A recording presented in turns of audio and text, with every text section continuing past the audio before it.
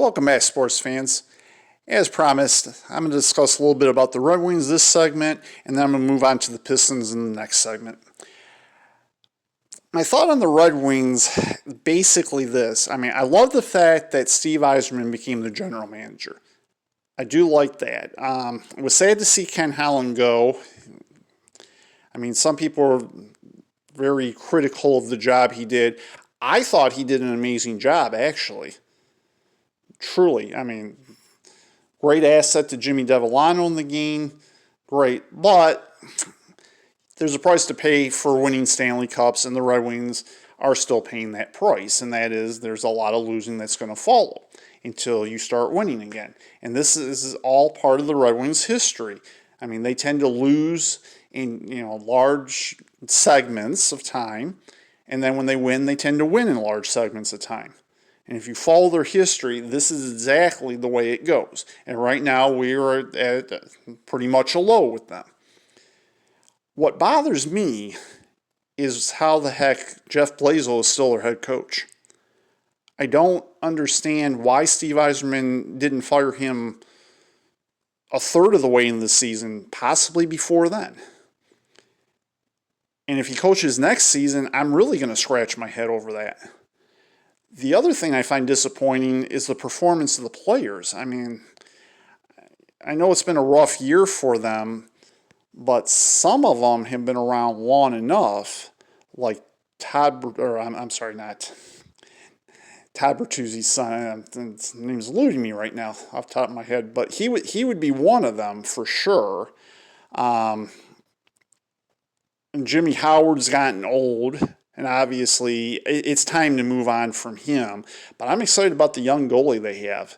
Even though the Red Wings defense has been extremely porous, that young goalie they have, I think, is definitely a part of their future for sure.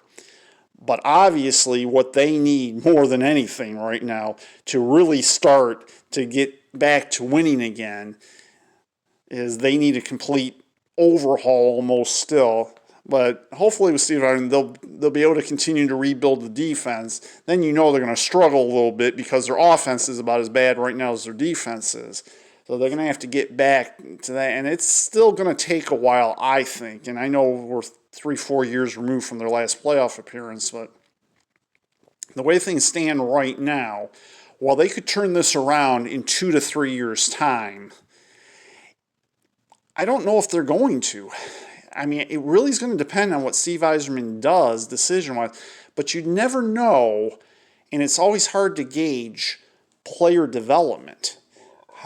How fast they're going to develop, how well they're going to develop. It's an impossible situation, to be sure. So I don't know what's going to come of that. Nobody does, obviously. And I haven't looked at the 85-86 season. But, when I checked, the Red Wings not only had scored the fewest goals and given up the most goals, and admittedly I haven't checked their special team stats as of late, but they were last in power play scoring and against the power play as well.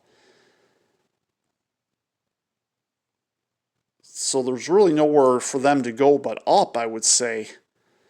And it's really bad when a lot of people can't name 5 players on the team, which I certainly am guilty of. I haven't looked the roster over thoroughly up and down. If I was a Stephen A. Smith or Mike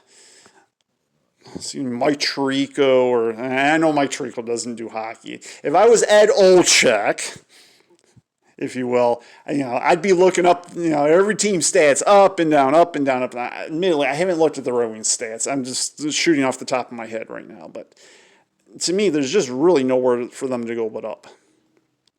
And that's just the honest as it gets as far as I'm concerned. I've not been to LCA as of yet. A little disappointed that Joe Louis Arena isn't around anymore, but eventually it had to happen. I'm glad it was around for as long as it is.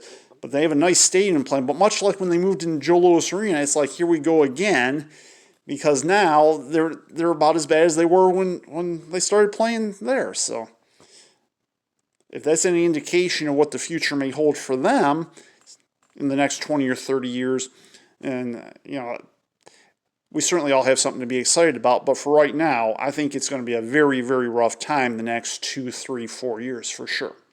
Next segment, I'm going to discuss the Pistons and the possible return of basketball in the 2019-2020 season. Stay tuned to the Ed Sports Channel.